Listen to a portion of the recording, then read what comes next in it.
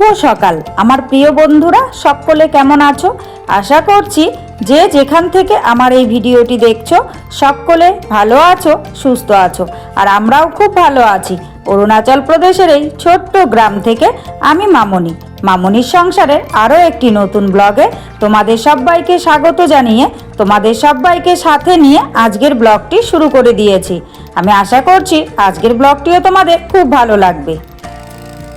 এখন বাজে ভোর 4:30 আর এখন থেকে আমি তোমাদেরকে সাথে নিয়ে ভিডিওটি শুরু করেছি।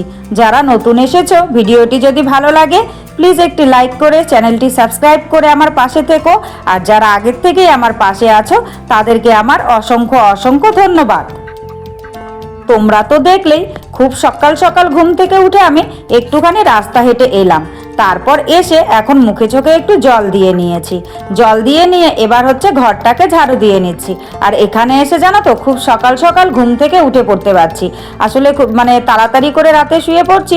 আর এখানকার লোকেরা সবাই খুব সকালেই ঘুম থেকে ওঠে, সে কারণেই আমরাও কিন্তু খুব সকালে ঘুম থেকে উঠি।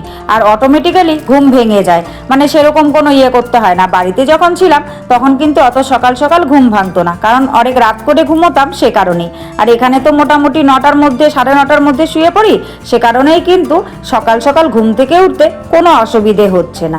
আর এদিকে দেখো হাওয়া বইছে, আকাশটা জানো তো আজকে ভালো নেই।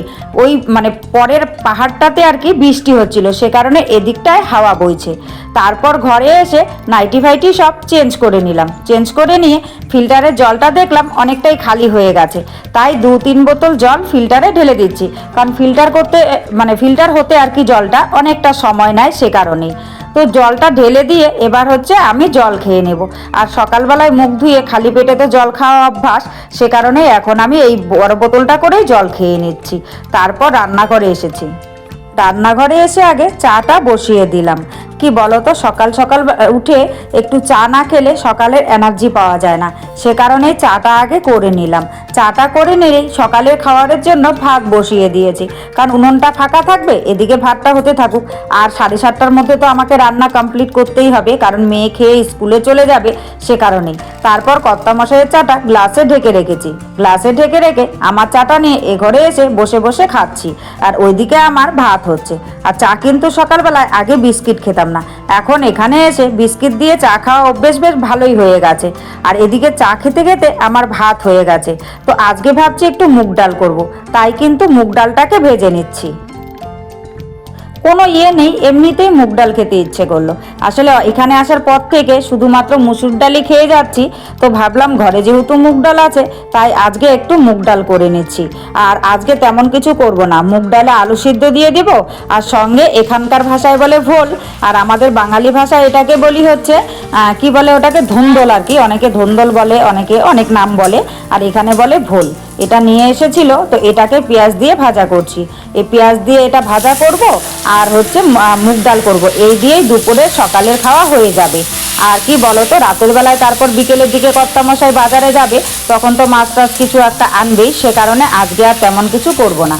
এরই মাঝখানে রান্নাবান্না সব কমপ্লিট করে মেয়েকে রেডি করিয়ে দিয়েছি। আর মেয়ে দেখো স্কুলে চলে যাচ্ছে। আসলে এখন চেনা জানা সব হয়ে গেছে, এখন বলছে মা আমি একা একাই স্কুলে যাব। তবুও কিন্তু কর্তামশাই গিয়ে সামনে দাঁড়িয়ে আছে, আর ও এখান থেকে একা একাই যাচ্ছে আর বায়না করছে, বলছে না আমি একাই যাব, মানে খুব বায়না করছে। তো তারপর ওর মামা একটু বকা দিল, এবার হচ্ছে মামার পেছন পেছন যাচ্ছে, আর বায়না করছে না। আসলে মামাকে খুব ভয় পায়। ওই দেখো 3জনাই মিলে চলে যাচ্ছে যে যার ডিউটিতে। খাইয়ে দিয়ে পাঠিয়ে দিয়েছি। আর আমি খাওয়ার জন্য এই যে ভাত নিয়ে নিয়েছি, ডাল নিয়ে নিয়েছি, আর এই ভাজি নিয়ে নিয়েছি। এগুলো দিয়ে সকালের খাবার খেয়ে তারপর হচ্ছে বাসনগুলো মাজবো। তো চলো আমি খেতে বসি। সকলে তো খাওয়া দাওয়া করে চলে গেছে, আমার আর খাওয়া দাওয়া হয়নি। আসলে তাড়াহুড়োর মধ্যে থেকে ওদেরকে আগে টাইমলি বের করে দিয়েছি। এবার শান্তিমতো বসে আমি খেয়ে নিচ্ছি। আর ছোট থালাতেই ভাত নিয়ে নিয়েছি।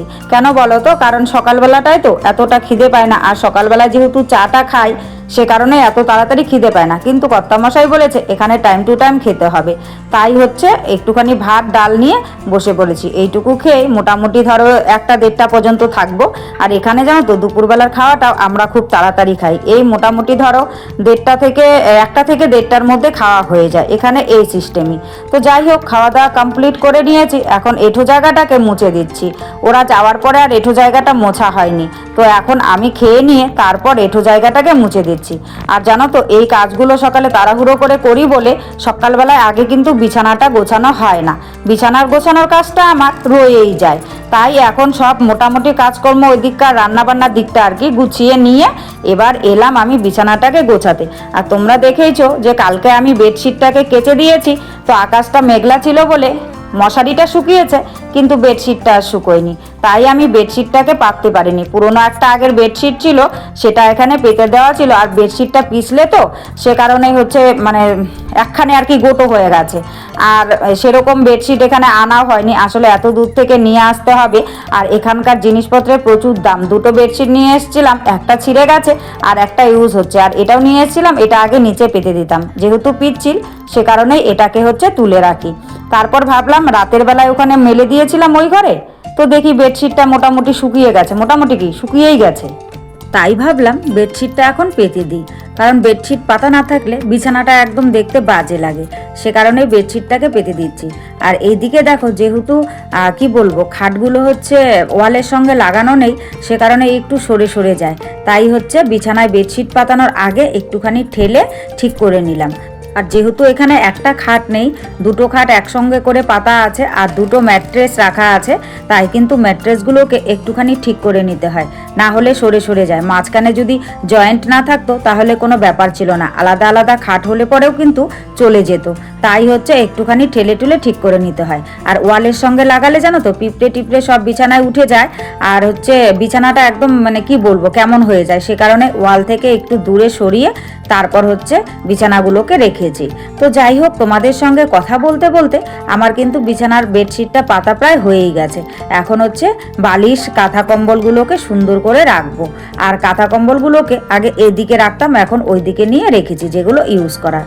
তারপর জানো তো ঘরের মধ্যে কি বলবো ডাস্টবিন তো আমাদের নেই, এই প্লাস্টিকে করেই ডাস্টবিন বানাই, যা নোংরা টোংরা হয় প্লাস্টিকে জমা করি, তারপর ওই যে পেছন দিকটা পাহাড়টা ওখানে নিয়ে ফেলে দিয়ে আসি, ওখানে নিচে গর্ত আছে। সামনের দিকটা যেহেতু মন্দির সে কারণে আর সামনের দিকটায় ফেলা হয় না। আর পিছনের পাহাড়টা দেখতে পাচ্ছ অন্ধকার দেখা যাচ্ছে, আসলে কি বলতো পাশের পাহাড়টায় বৃষ্টি হচ্ছে, তাই আমাদের এদিকটা মেঘলা মেঘলা আর ওই দিকটায় বৃষ্টি হচ্ছে, এতটুকু ফারাক, তবুও কিন্তু এই দিকটায় দেখা যাচ্ছে না। তো যাই হোক, মোটামুটি কাজ শেষ করে একদম স্নান ধান সেরে নিয়েছি। তারপর দেখি মেঘ কেটে গিয়ে বেশ একটুখানি রোদ্দুর উঠেছে, তো যেহেতু রোদ্দুর উঠেছে কয়েকটা কাচাকুচি করেছি, সেই কাচাকুচির জিনিসগুলো আমাদের এই সামনের দিকটায় মেলে দিচ্ছি। আসলে এই দিকটায় মানে কি বলবো তার ছিল না, তো একটা ঘরে রশি ছিল, সেই রশিটাকে জানালার সঙ্গে আর পাশে একটা খুঁটি আছে সেখানে টেনে বেঁধে রেখেছি। আসলে সকলে যখন কাপড় কাচা হয় না, পেছন দিকটায় জায়গা থাকে না কাপড় মেলার মতো, সে কারণেই এই দিকটায় টাঙিয়ে নিলাম। টাঙিয়ে নিয়ে আমার যে হালকা পাতলা কাপড়গুলো আছে সেগুলো এখানেই মেলে দিচ্ছি, আর পেছন দিকটায় যেতে হলো না, হালকা পাতলা তো সে কারণে এখানেই হয়ে যাবে। মানে হালকা পাতলা ছাড়া শুকোতে দিলে পরে এই রশিটা ছিঁড়ে যাবে, তেমন একটা পোক্ত রশি নয়, আর ভালো করে বাঁধতেও পারিনি। আসলে কি বলতো এগুলো তো বেটা ছেলেদের কাজ, এগুলো মহিলারা করতে গেলে একটুখানি কষ্টই হয়। দেখো শুকোতে দিতে দিতেই অনেকটাই কিন্তু নিচে নেমে গেছে। আর এদিকে ভাস্তাকে দেখছো ছোট বালতিটা, আমি কাপড় নিয়ে গেছিলাম, বালতিটা আমার আগে আগে নিয়ে চলে এসছে। কেন বলো তো, কারণ এইদিকে ওই যে জল আসছে তো জল পড়ছে, ওটাও দেখে ফেলেছে, আর দেখে ফেলেছে বলে বালতিটা নিয়ে আগে আগে চলে এসছে।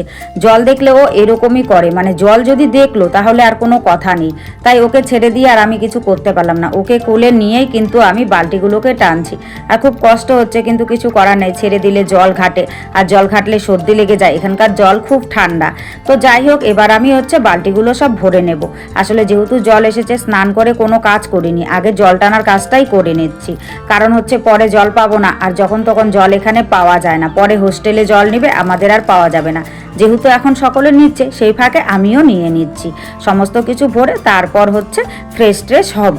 আর এদিকে দেখো একটা একটা করে বালতি নিয়ে যাচ্ছি, একটা একটা করে ভরতে কিন্তু প্রায় অনেকটাই সময় লাগছে। আসলে পাইপে না বেশি করে জল আসছে না, কারণ কি বলো তো, কারণ হচ্ছে অনেকটা দূর পাইপ বেয়ে বেয়ে জলটা আসে, তো আস্তে আস্তে অনেকটাই কমে যায় সে কারণে।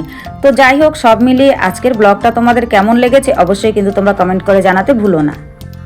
তারপর দেখো, এদিকে রাত্রে রান্না বসিয়ে দিয়েছি। কর্তামশাই বাজারে গেছিল, মাছ নিয়ে এসছে, মাছের তরকারি করব আর ভাত করব। ভাতটা তো বসিয়ে দিয়েছি।